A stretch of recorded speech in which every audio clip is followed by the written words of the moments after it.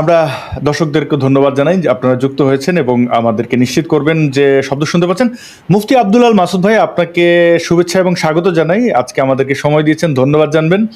এই যে যুদ্ধ বিগ্রহ বন্ধ হচ্ছে, আপনি কিভাবে দেখছেন? হ্যাঁ, অনেক ধন্যবাদ আপনাকে। আপনি শুরুতেই একটা সুসংবাদ দিলেন, জানিয়েছেন আমাদেরকে।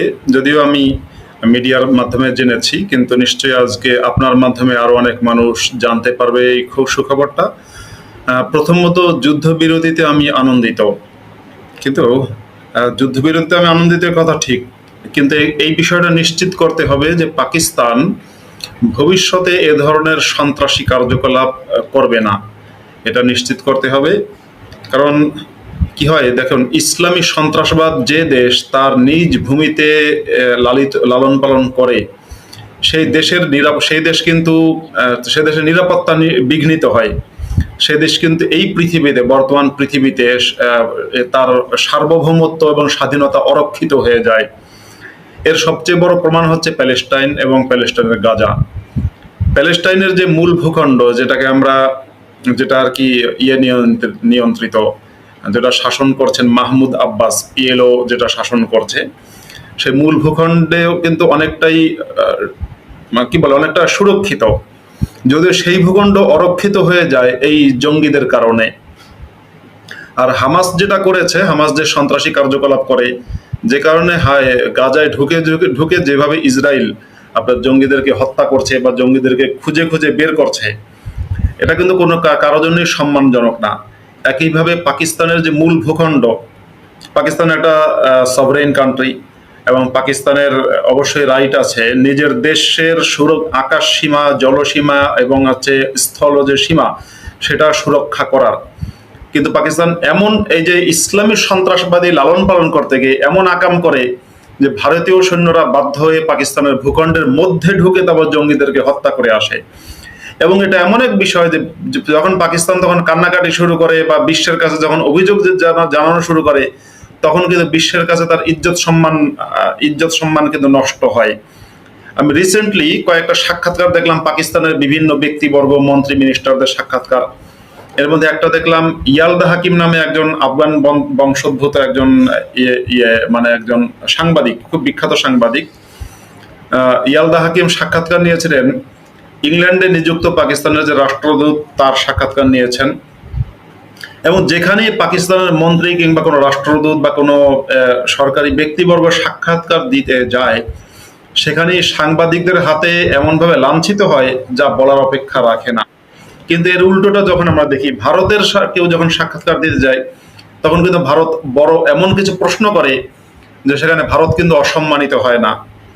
সুতরাং পাকিস্তানের বিশ্ব সম্প্রদায়কে একথার গ্যারান্টি নিতে হবে পাকিস্তানের কাছ থেকে, যে পাকিস্তান যেন তার ভূখণ্ডকে ইসলামী সন্ত্রাসবাদের সর্বরাজ্য হিসেবে ব্যবহার আর না করে। হ্যাঁ, আসাদ ভাই।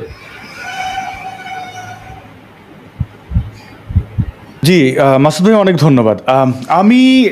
আমরা এটা তো আশা করি যে কোনো রাষ্ট্রই তার দেশের ভূমিকে, তার আকাশ সীমাকে, তার জলসীমাকে সন্ত্রাসবাদীদের ব্যবহারের জন্য দেবে না, এটা আশাই করতে পারি। কিন্তু ইসলামিক সন্ত্রাস যতদিন থাকবে ততদিন তো আমাদের এই উপদ্রবের মধ্যেই থাকতে হবে।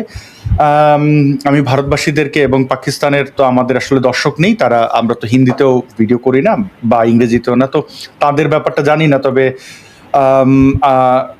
উভয় দেশের নাগরিকদের অভিবাদন যে এই জিনিসটা থামছে, এবং সবার কাছে এটাই তো অনুরোধ থাকবে যে সন্ত্রাসবাদীদের আপনারা আশ্রয় কোনো কিছুই দেবেন না।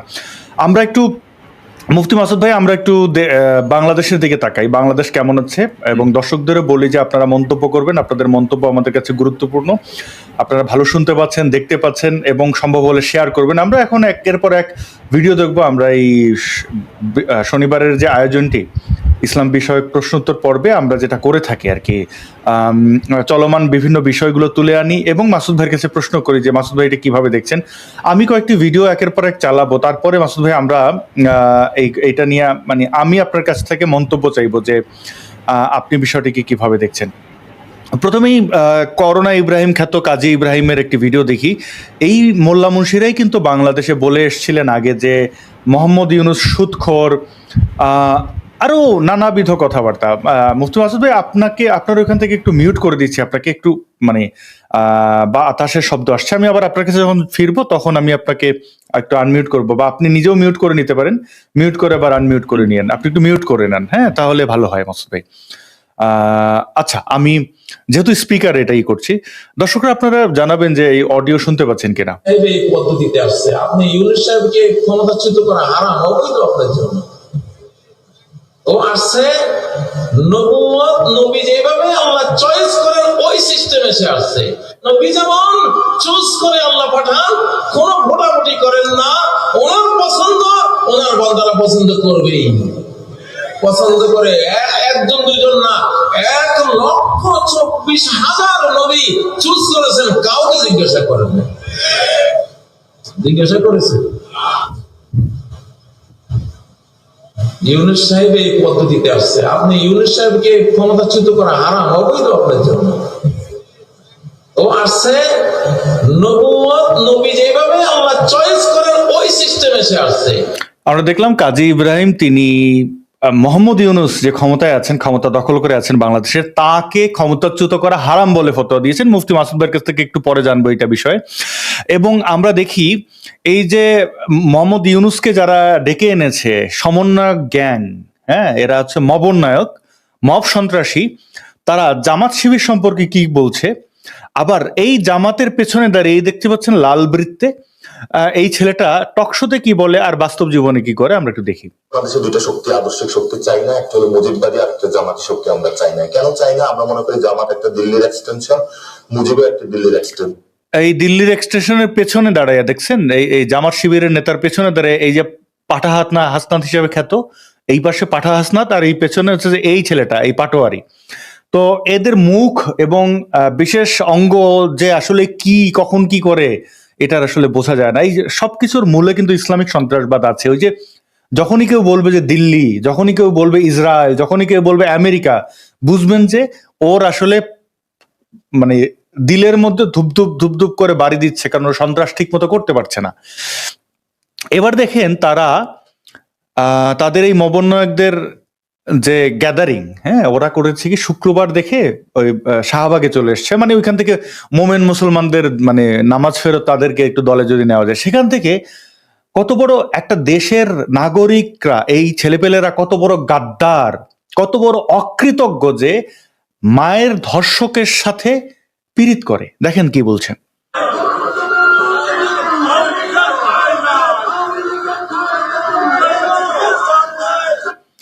বলছে আওয়ামী লীগের ঠাঁই নাই গোলাম আজমের বাংলায়। গোলাম আজমের বাংলা হলো কবে? এই রাজাকার, এ তো দেশদ্রোহী, এর বাংলা হলো কবে? এই কুখ্যাত রাজাকার গোলাম আজমের উত্তরসূরিরা বলছে গোলাম আজমের বাংলায় আওয়ামী লীগের ঠাঁই নেই। আরে বেটা, আওয়ামী লীগ বাংলাদেশ জন্ম দিয়েছে, মুক্তিযুদ্ধের নেতৃত্ব দানকারী আওয়ামী লীগ, 52-এর ভাষা আন্দোলনে ব্যাপক ভূমিকা আওয়ামী লীগের ছিল। সেই আওয়ামী লীগকে বলছে গোলাম আজমের বাংলা। গোলাম আজম হারিকেন ধরিয়ে দেওয়া হবে। আমরা এই সময়ের অপেক্ষা, মানে আমরা দেখবো, এটা আমরা ইতিহাসের সাক্ষী থাকবো। এবার দেখুন তারা সভা সমাবেশ করে কি কথা বলছে, দেখুন নারীরা, তাও আবার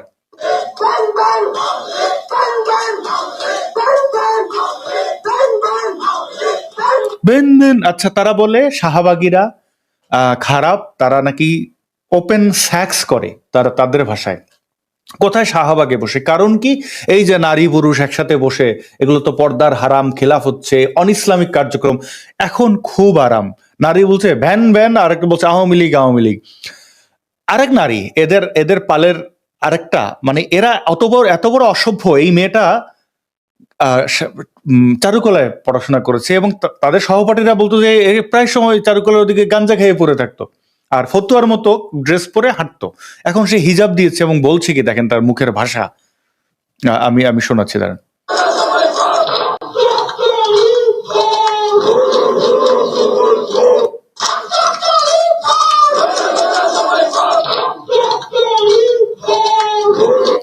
দেখেন বলছে একটা লীগ ধরে ধরে জবাই কর। লীগের কর্মীদেরকে ধরে ধরে জবাই করার কথা বলছে, তা একটা নারী। এই গাঞ্জুট্টিরা আগে সবাই কিন্তু লীগের ছায়া তলে ছিল, লীগের হিজাব বোরকার তলে ছিল। এই হাসনাত সার্জিস আপনারা জানেন না, এই সবকটাই তো লীগ করতো। তো এরা লীগের পৃষ্ঠপোষকতায় লীগের খেয়ে লীগের ইয়ে করে এখন বলছে লীগের ধরে জবাই করবে। এর চেয়ে বড় গাদ্দার কে আছে? এই যে এদের পূর্বপুরুষ বাংলাদেশের খেয়ে বাংলাদেশে বড় হয়ে বাংলাদেশের বিরুদ্ধে পাকিস্তানি মিলিটারিদের পক্ষে কাজ করেছে। এবার আমরা একটু পশ্চিমবাংলার দিকে যাব। এর আগে আচ্ছা, তিনি একজন পশ্চিমবাংলার মুসলিম, তার বক্তব্যটি শুনবো। মাসুদ ভাই, আমি প্রায় শেষের দিকেই আসছি। আমরা এখানে দুইজনের বক্তব্য শুনবো। দেখুন, এই পাকিস্তান ভারত যুদ্ধকে কেন্দ্র করে, যুদ্ধের মানে উত্তপ্ত পরিস্থিতিকে কেন্দ্র করে দুইজন বাংলাদেশি সাধারণ নাগরিক, খেটে খাওয়া নাগরিকের বক্তব্য শুনবো।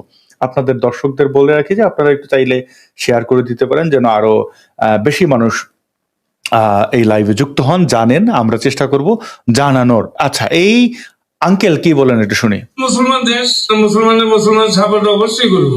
ভারতে যদি মুসলমান মেরালে, তাহলে আমরা আবার এই দেশের হিন্দু মেরালে একটা বাঁচতে দেবো না। আমার বাইরে যদি মারে, আমরা এই দেশে তো আর হিন্দু থাকতে দেবো না। দিলে মায়ের বদলি মায় মোদী সরকারের আবার চার দোকানে যেতে হইব। জঙ্গলে গিয়ে ওই যে একটা ঈদ আইসে না, পোকা মাকড় খায়, ডিসকভারি চ্যানেলে তো ওখানে গেছিল না, ওর ওখানে থাকতে বাবা। শেখ সাহেব আসছিল, শেখ সাহেবের ইঙ্গিতে ভিঙ্গিতে কি হয়ে গেছে, মানে যা স্বাধীনতা মহান মুক্তিযুদ্ধ নিয়ে কি কথা বলছে দেখছেন। শেখ সাহেব আছিল, ইঙ্গিতে ফিঙ্গিতে কি হয়ে গেছে। ভারতের প্রধানমন্ত্রী নরেন্দ্র মোদীকে অকথ্য ভাষায় গালাগালি করার চেষ্টা করছে। বলতে চাইছে যে নরেন্দ্র মোদী নাকি চাওয়ালা ছিল, আর চাওয়ালা থাকলে একটা দেশের প্রধানমন্ত্রী যদি চাওয়ালা হতে পারে, তার চেয়ে গর্বের আর কি আছে। আমরা তো পরিবারতন্ত্র থেকেই বেরোতে পারলাম না। এরপরে বলছে যে ভারতে যদি পাকিস্তানের পক্ষে সে থাকবে এবং ভারতে কিছু হলে বাংলাদেশের হিন্দুদের মেরে ফেলবে। দেখেন, এই ব্যক্তি এখন পর্যন্ত অ্যারেস্ট হয় নাই। এই কথা তার বলার স্বাধীনতা নাকি বাংলাদেশে ইউনূসের জমানায় আছে। আবার আরো একজন বাংলাদেশেরই নাগরিক, তার মুখ থেকে শুনি তিনি কিভাবে দেখছেন। তিনি একজন রিক্সাওয়ালা। এই ব্যক্তির পেশা আমি জানি না। একে দেখলে মনে হচ্ছে যে দাড়িটা দেখে মনে হচ্ছে হয় রাজাকার বা রাজাকারের উত্তরসূরি হতে পারে, কারণ এখানে হিন্দুদের মেরে ফেলার কথা এভাবে বলে কি করে, শোনেন না। এটা তো বিশেষজ্ঞদের ভালো কইতে পারে। মুসলমান দেশ লাগছে, আমরা মিলে গেছি গা। পাকিস্তান মুসলমান দেশ, মুসলমান সাপোর্ট অবশ্যই করবো। ভারতে যদি মুসলমান মেরালে, তাহলে আমরা আবার এই দেশের হিন্দু মেরালে একটা। দেখছেন, গণহত্যার ডাক দিচ্ছে। আর একজন এই দেশের খেটে খাওয়া একজন মানুষ, তিনি কি বলছেন দেখি। কোন পক্ষে থাকা উচিত? বাংলাদেশের খবর তো পেয়েছি না। বাংলাদেশে তো দুই প্রকারের মানুষ, একটা আছে সুবিধাবাদী আর একটা আছে দেশপ্রেমিক। দেশপ্রেমিক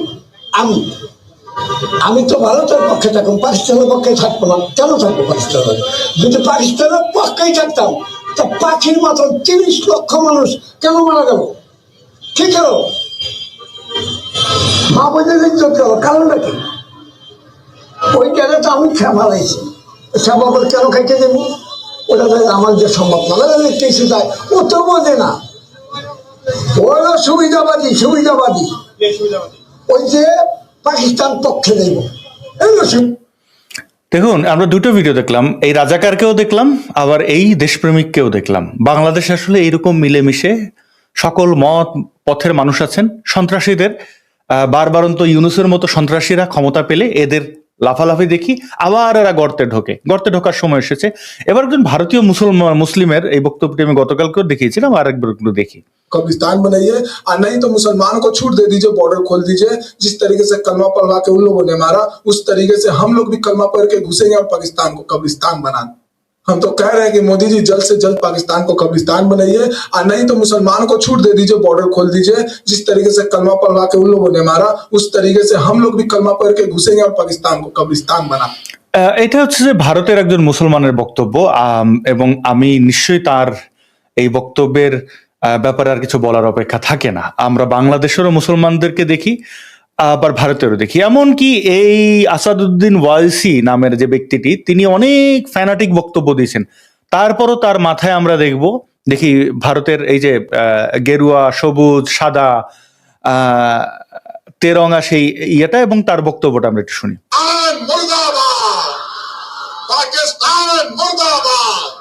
भारत जिंदाबाद। আচ্ছা, ভারত মাতা কি যায় না বলেও তাও জিন্দাবাদ কিছুটা বলেছেন। এবার হচ্ছে আরেক ধর্ম ব্যবসায়ী রাহুল, দেখেন তো, সে 6 মে সর্বশেষ পোস্ট করেছে, সাবধান থাকুন, আল্লাহ হেফাজত করুক। দেখেন, বাতাসে যুদ্ধের গন্ধ, এই টুকটাক টুকটাক কি কি করতে হবে কি কি করতে হবে না, মনে হচ্ছে যে একদম সে একদম মিলিটারি সদস্য। পাকিস্তানের বিরুদ্ধে মানে একটু আগে যে দেখালাম না, এই যে একজন ব্যক্তি, এই ব্যক্তিটির যে স্পষ্ট বক্তব্য, একদম আসাদুদ্দিনের মতো লোকেও কিন্তু ভারতের বন্দনা করেছে। কিন্তু এ বাংলাদেশের ফ্যান ফলোয়ার হারাবে, যেহেতু বাংলাদেশের তার অনুসারে সব পাকিপন্থী, তো সে কিন্তু চুপ ছিল 6 মে থেকে একদম আজকে হচ্ছে আপনার 10 তারিখ, হ্যাঁ, তো 10 তারিখ পর্যন্ত এই যুদ্ধকালীন সময় বন্ধ। এই 8 ঘন্টা আগে এসে একটা বলছে বাংলাদেশের মুসলিম ভাইদের প্রতি আমার কিছু খোলামেলা কথা, মানে আমাকে তোমরা কিন্তু দাওয়াত দেওয়া থেকে বন্ধ করো না, আমি কিন্তু আবার বাংলাদেশের ওয়াজ মাহফিল করব। মুফতি মাসুদ ভাই, আপনি যদি আনমিউট করে আমাদের একটু বলতেন, এই যে ধর্মবাটপাররা, আমি খুব অবাক হয়ে গেছি। এই রাহুলরা তো হচ্ছে যে বর্তমান রাজাকার ভারতের, মানে সে তার দেশের, মানে এই এত বড় একটা যুদ্ধকালীন সময়ে সে কোনো স্পষ্ট বক্তব্য দিচ্ছে না, পাকিস্তানের ব্যাপারেও একটা কথা বলছে না, পাচ্ছে না তার বাংলাদেশের এই যে ধর্মান্ধ যে শ্রেণী, সেই ফ্যান ফলোয়ারদের সে হারিয়ে ফেলে। মাসুদ ভাই, এই নব্য রাজাকারদের ব্যাপারে কি বলবেন? এবং কাজী ইব্রাহিম, আর এক ধর্ম ব্যবসায়ী, সে যে ইউনুসের ক্ষমতাচ্যুত না করাটাই ফরজ, এই কথাবার্তা বললো, এগুলো মিলে আপনি কি বলবেন? প্রথমে যাই কাজী ইব্রাহিমের দিকে। আমার কথা কি হচ্ছে? আচ্ছা, না, এখন ঠিক আছে। হ্যাঁ, প্রথমে যাই কাজী ইব্রাহিমের দিকে। সে তো উন্মাদ। সে যেভাবে এন্টার্কটিক মহাদেশ আবিষ্কার করেছে, তারপরে মামুন মারুফের সাক্ষাৎকার নিয়েছে, এরপরে তার স্কুল দখল নিয়ে কাজী ইব্রাহিম একটা স্কুল করেছে বাংলাদেশে, খুব ব্যয়বহুল স্কুল। সেখানে কাজী ইব্রাহিম ঢুকেছিল একজন সদস্য হিসেবে, পরে পুরো স্কুলটা ধর্মের নামে, ইসলামের নাম ব্যবহার করে দখল করা, একজন বিএনপি নেতার সাথে দ্বন্দ্বে জড়ানো। এরপর সে বলেছে আমি আল্লাহর ওলি, আমার বিরুদ্ধে কিছু করলে তাহলে আল্লাহর গজব নামবে, এই সমস্ত মানে যা কিছু বলেছে, তাতে কাজী ইব্রাহিমকে নিয়ে কি আর বলবো। তবে এই ধর্ম ব্যবসায়ীরা এরা অত্যন্ত সুবিধাবাদী এবং স্বার্থপর, এবং নিজের স্বার্থে সবকিছু এরা এখন ইউনুসের চামচামি শুরু করেছে কাজী ইব্রাহিম, কারণ ইউনুসের কাছ থেকে কিছু ফায়দা সে নিতে চায়। এরপরে যখন ইউনুস সরে যাবে, তখন যে সরকার আসবে সেই সরকারের কাছ থেকেও দেখবেন ফায়দা নেবে। আমি বলে দিলাম, ইউনুসের পরে যদি বিএনপি ক্ষমতায় আসে, সে বিএনপির কাছ থেকে ফায়দা নেবে। এবং যে যাই বলুক, বিএনপি ক্ষমতায় আসবে। ইউনুসের ইলেকশন যদি এখনো দেয় বা 5 বছর পরে দেয়, বাংলাদেশের রাষ্ট্র ক্ষমতা বিএনপি আসবে। আচ্ছা, এটা আমার প্রেডিকশন। এরপরে আপনি যেটা বললেন, ভারতের যে রাজাকারদের কথা বললেন, এখানে বিষয় আছে। বিষয়টা কি, প্রত্যেকে না তার নিজের যে একটা সুবিধাজনক অবস্থান, ফলোয়ার, ফ্যান এবং সবকিছু নিশ্চিত করতে চায়। যেমন জঙ্গি ব্রাদার রাহুল, সে একটা বার্তা দিল এরকম, সে ভারতের পক্ষেও না, পাকিস্তানের পক্ষেও না, সে ইসলামের পক্ষে, সে এবং বাংলাদেশি ফ্যান ফলোয়ার সে হারাতে চায় না, কারণ বাংলাদেশে তার একটা বিরাট বেস তৈরি হয়েছে। বাংলাদেশে গিয়ে সে বাংলাদেশ থেকে পয়সা রোজগার করে, এবং বাংলাদেশ এবং পশ্চিমবঙ্গের দুই দেশের আহলে হাদিস সম্প্রদায়ের মধ্যে সে একটা সেতু বন্ধন হিসেবে কাজ করে ইসলামপন্থীদের। আর আসাদুদ্দিন ওয়াইসির বিষয়টা, আসাদুদ্দিন ওয়াইসি ভারতের পক্ষে কথা বলেছে অ্যাজ এ পলিটিশিয়ান।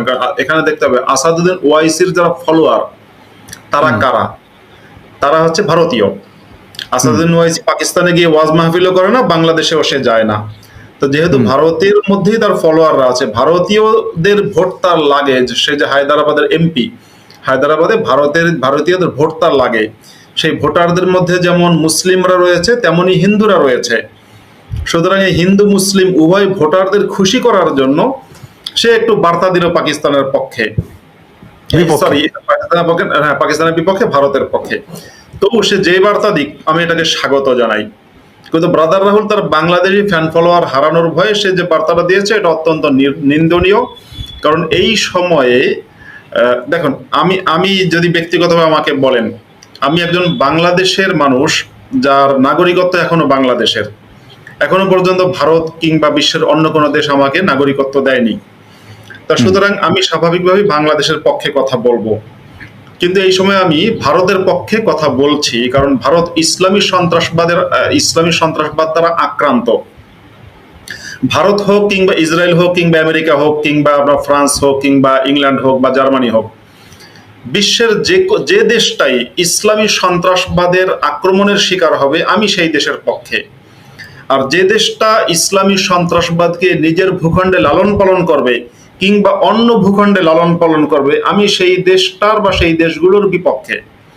তা ভারত হচ্ছে ইসলামী সন্ত্রাসবাদের ভিকটিম। আজকের পৃথিবীতে যদি কোনো, আমি আজকে একটা কথা বলে দিই, যেহেতু আমাদের লাইভটা অনেকে দেখছেন এবং দেখবেন, আপনারা যদি দেখেন কোনো ব্যক্তি নিজেকে নাস্তিক দাবি করছে, কিন্তু সেই ব্যক্তি হামাসের পক্ষে, কিংবা সেই ব্যক্তি আপনার হিজবুল মুজাহিদিন, জামায়াতে ইসলামী, হিজবুত তাহরির, ইউনুস গং এরকম কারো পক্ষে, তাহলে নিঃসন্দেহে জেনে রাখবেন সেই ব্যক্তি হচ্ছে জঙ্গি। এবং নিঃসন্দেহে জেনে রাখবেন সেই ব্যক্তি জসিমুদ্দিন রহমানের চেয়ে, মামুনুল হকের চেয়ে, আনসারুল্লাহ বাংলা টিমের চেয়ে, জেএমবির চেয়ে, জমিয়ত, তারপরে হচ্ছে আপনার কি বলে আনসার আল ইসলামের চেয়ে, জৈশে মুহাম্মাদের চেয়ে, ইনফ্যাক্ট আল কায়দার চেয়ে ভয়ঙ্কর জঙ্গি। কারণ অন্য জঙ্গিদেরকে আপনি চিনতে পারেন। মাহমুদুল হাসান গুনবির যদি ওয়াজ শোনেন আপনি চিনতে পারবেন এটা জঙ্গি, কারণ মাহমুদুল হাসান গুনবি বলেছে আমার নবী জঙ্গি নবী, আমার নবীর তলোয়ার চুমা দেওয়ার জন্য ছিল না, কোপানোর জন্যই ছিল। কিন্তু যে যে জঙ্গিটা ধরেন যে আপনার ব্রেস্টের ছবি অর্ধেক বের করে ফেসবুকে দেবে, এবার যখন কেউ বলবে দিদি আপা আরেকটু দেখতে চাই, বলবে পাকিস্তানের ফলোয়ার হলে তাকে বাকিটুকু দেখাবো, এই জঙ্গিরা বড় ভয়ঙ্কর। যে জঙ্গি আপনার কি বলে নিজের মানে অনেক কিছু, শরীরের অনেক কিছু দেখাবে, কেউ দেখায় 3 ইঞ্চি যন্ত্র, কেউ দেখায় আবার অন্য কিছু। একজন আছে 3 ইঞ্চি যন্ত্র পাঠিয়েছে তার গার্লফ্রেন্ড না কার কাছে যেন, এই যে মানে নারী হোক বা পুরুষ, 3 ইঞ্চি কিংবা, ভাই আমার ইঞ্চি নিয়ে কোনো অসুবিধা নেই, কিন্তু তার পোজগুলো আমার অদ্ভুত লাগছে, চেয়ারের উপর একটা পা তুলে কি জন্য করতেছে। এনিওয়ে মাসুদ ভাই, আমি শুধু এই রাহুলের ব্যাপারটা বুঝি যে এই টাইপের ছেলেপেলেরা মানে শুধুমাত্র নিজের স্বার্থের জন্য সে চুপ ছিল এই 7-8টা দিন, এবং আজকে এসে যে পোস্ট দিছে সেটাও খুব ইনিয়ে বিনিয়ে, মানে বাংলাদেশের ফ্যান ফলোয়াররা তোমরা কিছু মনে করো না, পাকিস্তান আসলে এত ভালো না, মুসলিম নামে মুসলিম দেশ, এই যে গাদ্দার এরা তো বাংলাদেশের জঙ্গিগুলোকে ওইখানে ইম্পোর্ট করবে। আমি তো ভারতীয় না, কিন্তু ভারত পাকিস্তান যুদ্ধে আমি কি বলেছিলাম, লাইভ করে বলেছিলাম যদি প্রয়োজন হয় ভারতের, আমি আমার মতো বাংলাদেশিরা ভারতের পক্ষে যুদ্ধ করতে পর্যন্ত রাজি আছে। যুদ্ধ অনেকভাবে হইতে পারে, অস্ত্র নিয়ে হইতে পারে, এই যে আমরা সোশ্যাল মিডিয়ায় ফাইট করতেছি এটাও তো একটা যুদ্ধ। কেন করছি? কারণ আমাদের কৃতজ্ঞতার জায়গা থেকে। ভারত আমাদের খাওয়ায় না, পড়ায় না, কিছুই করে না। এই ভারতের নাগরিক, ও ভারতে থাকে, ভারতে খায়, ভারতে বড় হয়েছে, এই গাদ্দারি করলো, মানে সে ইসলামিক চিন্তাটা করছে। এই ইসলাম কি এইভাবে মানুষকে গাদ্দার বানিয়ে দেয়, নাকি ইসলামিক ব্যবসায় যে সাম্রাজ্যবাদ, ইসলামিক সাম্রাজ্যবাদ, সেটা মানুষের বিবেক বিসর্জন দিয়ে ক্লিপে মানে ইয়েতে একটা চতুষ্পদ জন্তু যার কোনো হিসাব নিকেশ নাই ওইরকম একটা ইতে পরিণত, এটা কি করে মাসুদ ভাই? দেখুন, আমরা যখন মাদ্রাসায় পড়েছি, যখন ইসলামের ফতোয়াগুলো পড়েছি, সেগুলো যদি আমি এখনো বলবো, বাংলাদেশের কোনো বিশেষজ্ঞ সাংবাদিক বা যারা খুব বেশি ইন্টেলিজেন্ট টাইপের মানুষ আছে, তারা যদি সম্ভব হয় গোপন কোনো ক্যামেরা নিয়ে কওমি মাদ্রাসার ফতোয়া যেখানে পড়ানো হয়, ইফতার ক্লাস যেটাকে বলে, ইফতা মানে যেখানে পড়াশোনা করার পরে মানুষ মুফতি সার্টিফিকেটটা অর্জন করে, সেই ক্লাসে যদি কেউ যায়, বসে, পুরো ক্লাসগুলো যদি শোনে এবং যদি গোপনে সে রেকর্ড করতে পারে, তাহলে হুজুরদের গোপন কথাগুলো শুনতে পারবে। আমাদের হুজুররা ক্লাসে বলেছিলেন যে ধরো মানে অমুসলিমদের বিষয়ে, ধরো তুমি একদিন পানিতে ডুবে মারা যাচ্ছ, এবার কোন একজন কাফের ব্যক্তি সে তখন একটা তোমার দিকে হাত বাড়ালো এবং তোমাকে সে ডোবা থেকে বাঁচালো, এরপরে তুমি পানিতে ডুবে তুমি বেঁচে গেলে। বেঁচে যাওয়ার পরে তোমার প্রথম দায়িত্ব হবে ওই যে কাফের ব্যক্তি যে তোমাকে বাঁচিয়েছে সেই ব্যক্তিকে মুসলমান বানানোর চেষ্টা করা, কারণ সে তোমার জান বাঁচিয়েছে, কৃতজ্ঞতা স্বরূপ তাকে মুসলমান বানানোর চেষ্টা করতে হবে। এরপর বলছে ওই ব্যক্তিও যদি ইসলামের শত্রু হয়, সে যদি ইসলাম গ্রহণ না করে আর মুসলমানদের সাথে কাফেরদের যদি যুদ্ধ হয়, তাহলে ওই ব্যক্তি যদি ইসলামের বিরুদ্ধে থাকে, ওই ব্যক্তিকে কতল করা তোমার জন্য ফরজ। তাহলে ইসলামের নির্দেশ হচ্ছে এই, আপনি যে অমুসলিমের সাহায্য গ্রহণ করবেন, সেই অমুসলিমের অর্থাৎ যার বাড়িতে খাবেন তার যে প্লেটে খাবেন সেই প্লেটের উপরে হাগু করবেন, সেই প্লেটের উপরে পায়খানা করবেন, এটা ইসলামের নীতি। আমি আপনাকে একটা কথা বলি, ওয়াফা সুলতান নামে একজন খুব বিখ্যাত, মানে আমি আরেকটু স্পষ্ট করি মাসুদ ভাই, আরেকটু আমি শুনতেছি আপনি ওয়াফা সুলতান সম্পর্কে বলবেন যে একটা মানুষ 6 তারিখ গেল, 7 তারিখ, 8, 9, 10 তারিখ যে রাতে আইসা অথচ এর আগে ইমবিন বশির ভাই যখন একটা পোস্ট করে, আপনি তার আগের পোস্টগুলো দেখেন, হ্যাঁ, একটা পোস্ট করলে সে 4টা করে ওইটা নিয়ে, মানে পারে না তো কিছুই, মানে কিন্তু এত এত ক্রান্তি সময়ে পেহেলগাঁও নিয়ে কোন সব জায়গা চুপচাপ, এবং কত বড় দেশদ্রোহী দেখেন, সে 6 তারিখের পর থেকে 10 তারিখ পর্যন্ত চলে গেল। আমরা প্রত্যেকদিন 4-5টা করে পোস্ট দিলাম। আমার বাংলাদেশে যদি কেউ হামলা করতো 8 ঘন্টা পর পর আমি এইটা ব্রেক করতাম, যে কি হচ্ছে কি না, আহ্বান জানাতাম। তাদের এইটা হচ্ছে তাদের দেশপ্রেম। এবং এখানে এসে দেখেন এই যে তেনা পেঁচাই, অনেক লম্বা তেনা পেঁচানোর 8 ঘন্টা আগে এই পোস্টটা দিয়েছে, দেখেন আবার এই দেখেন একটা হাদিস ফাদিস দিয়ে 3 ঘন্টা, মানে 5 ঘন্টার মাথায় অন্য একটা পোস্ট দিয়ে ওইটা ঢাকার চেষ্টা করলো যে ওকে ওকে ওকে বাংলাদেশের ভাইরা কিছু মনে করে না, আমারে পরের বার দাওয়াত দিও। মানে হ্যাঁ, ওইটাই আপনি যদি বলতেন যে এরকম কেন বানায় দেয়, যে মানে ব্যক্তিত্বহীন তৈরি করে ইসলাম মানুষকে। যদি এদের ব্যক্তিত্ব ছিল কিনা তা জানি না, তবে দেখেন, আমাকে একবার আমার এক ভারতীয় বন্ধু প্রশ্ন করেছিলেন যে কোন মুসলমানের পক্ষে, মানে একেবারে পিওর মুসলমান, খাঁটি মুসলমান, কোন মুসলমানের পক্ষে কি ভারতীয় হওয়া সম্ভব? আমি বললাম না। তা এরপরে বললো কোন মুসলমানের পক্ষে বাংলাদেশি হওয়া সম্ভব? আমি বললাম তাও না। এবং আসলে সত্যি যে আপনি দেখবেন ভারতের যারা খাঁটি প্র্যাকটিসিং বিলিভিং মুসলমান, খাঁটি মুসলিম বলতে মানে খাঁটি মানুষ বোঝাচ্ছে না। খাঁটি মুসলিম মানে সে খাঁটি অমানুষ। এটা একটু আপনারা বুঝে রাখবেন। সহি মুসলিম মানে সে একেবারে সত্যিকার অমানুষ। একজন প্রচন্ড প্র্যাকটিসিং মুসলিম যে সে কোনোভাবেই ভারতীয় হতে পারে না, যে কারণে সে ভারতের স্বাধীনতা দিবস পালন করে না, সে ভারতের সঙ্গীতকে হারাম মনে করে। এমনকি বাংলাদেশের যে যারা খাঁটি মুসলিম, তারাও কিন্তু বাংলাদেশের বিজয় দিবস, বাংলাদেশের স্বাধীনতা দিবস, বাংলাদেশের বাংলা নববর্ষ, এই সব কিছুকেই হারাম মনে করে। আমরা যারা মাদ্রাসায় পড়েছি, আমি বা মুফতি ইমরান বা অন্যান্য যারা মাদ্রাসায় পড়েছি, আমরা জানি যে মাদ্রাসায় কোনোদিনই আমাদেরকে আমার দেশ আমার ভাইয়ের রক্তে রাঙানো এই গানটা গাইতে দেওয়া হয়নি। মাদ্রাসায় কোনোদিনই আমাদেরকে আমার সোনার বাংলা গাইতে দেওয়া হয়নি। মাদ্রাসায় কোনোদিনই বিজয় দিবস, স্বাধীনতা দিবস, বাংলা নববর্ষ এগুলো উদযাপন করা হয়নি। কারণ মুসলমান কখনোই কোনো দেশের মধ্যে সীমাবদ্ধ না। ইসলাম কিন্তু জাতীয়তাবাদে বিশ্বাস করে না। জাতীয়তাবাদ ইসলামে হারাম। ইসলাম একটা জিনিসেই বিশ্বাস করে, সেটা হচ্ছে ইসলামী খেলাফত এবং ইসলামিক সাম্রাজ্যবাদ। যে একটা ইসলামিক সাম্রাজ্য হবে, তার অধীনে শাসকেরা শাসন করবে এবং একজন খলিফা হবে, যে একজন খলিফার অধীনে মুসলিম চলবে। এখন ইসলামের এই আইনগুলো ব্রাদার, এই যে সন্ত্রাসী রাহুল জানে না, ব্যাপারটা তো তা না। সন্ত্রাসী রাহুল ইসলামের এই আইনগুলো জানে, এবং জানে বলেই সে কিন্তু যা করছে। এবার সে ভারতে থাকে বলে সে সরাসরি পাকিস্তানের পক্ষে লিখতে পারছে না। আমরা কয়েকটা ঘটনা দেখেছি, পাকিস্তানের পক্ষে পোস্ট করার কারণে, পাকিস্তানের পক্ষে বক্তব্য দেওয়ার কারণে ভারতের কয়েকজন ইমাম, ভারতেই কয়েকজন ইমাম, মাদ্রাসা শিক্ষক, এই টাইপের কয়েকজনকে অ্যারেস্ট করা হয়েছে বিভিন্ন জায়গায়, পশ্চিমবঙ্গে, মধ্যপ্রদেশে, বিভিন্ন জায়গায়, পাকিস্তানের পক্ষে স্পষ্ট বক্তব্য দেওয়ার কারণে। আর কয়েক বছর আগে একবার দেখেছিলাম আসাদুদ্দিন ওয়াইসির একটা জনসভায়, সেখানে আসাদুদ্দিন ওয়াইসি খুব উত্তেজনাপূর্ণ বক্তব্য দিয়েছিল। তখন একটা বামপন্থী মেয়ে, সে কিন্তু হিন্দু, সে সেখানে উঠে, খাটো একটা মেয়ে উঠে পাকিস্তান জিন্দাবাদ বলে স্লোগান দিয়েছিল। তা আসাদুদ্দিন ওয়াইসি একটু বিব্রত বোধ করেছিল ওই পাকিস্তান জিন্দাবাদ স্লোগানে। সুতরাং ভারতে কিছু মোল্লা মৌলভী আর কিছু মাথা মোটা বামপন্থীরা, মানে চীনপন্থীরা, তারা পাকিস্তান স্লোগান দেয়। আর আসাদুদ্দিন ওয়াইসি